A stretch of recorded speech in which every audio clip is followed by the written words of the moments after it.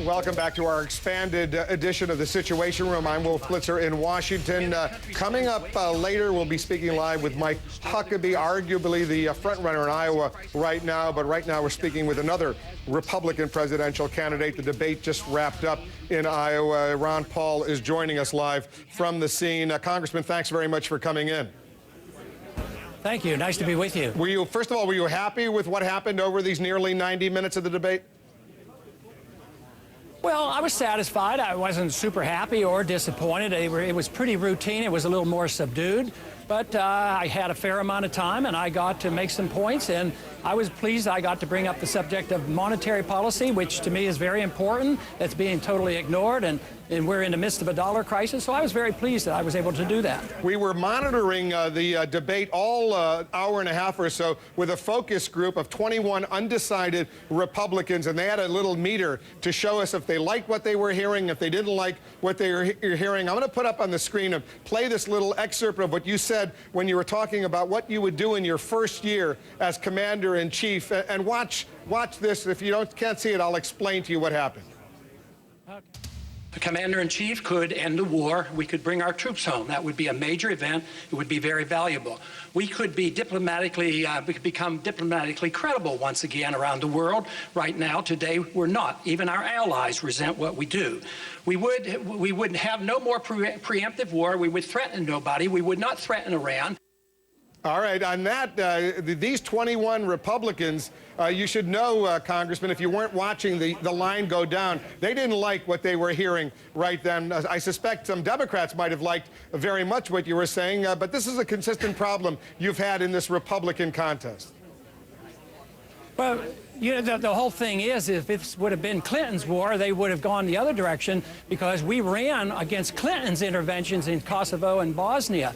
So I would say that they're loyal to the party and loyal to the president. I'm loyal to the Constitution and non-intervention and to the founders. And it's just a bad policy. And they have to realize that we lost last year's election over this war. We don't need to be starting wars. And I would say the country's on my side. 70% of the American people and a lot of Republicans agree with me on this. And your statement reflects the views of 21 people, but it really doesn't discourage me because I'm very, very confident of the correctness of my position. And it's interesting also at another point when you were talking about lifting the embargo against Fidel Castro's Cuba, the line also went down. Are you surprised by that? Not entirely, but again, that's a narrow analysis. But all of those in there probably would be arguing for free trade. And their free trade is supporting NAFTA and CAFTA and the World Trade Organization and putting on sanctions. That's not free trade. We're out here in farm country, and there's a lot of farming in this country. And what we need is free trade. We need to be selling farm products to Cuba. I mean, we're way behind the curve. We do much better when we trade and talk with people. We achieve a lot more in peace than we do at war. Sanctions are a form of war, and it's very threatening. And we do not achieve that. It goes against the grain. It goes against what the founders strongly advised. Stay out of entangling alliances, free trade, talk with people, and travel. The latest Mason-Dixon poll has you in Iowa at only 2%. In our national poll at the CNN Opinion Research Corporation poll, you're at 6%, yet you're raising incredible sums of money, Congressman Paul. You told me the last time you think you might raise in this last quarter of the year, these last 3 months, maybe as much as $14 million, which is an enormous sum. How do you explain that? What's going on here? The message is being well received. The people in this country are disgusted. We have Republicans, Democrats, independents, people have been turned off, and new people coming in.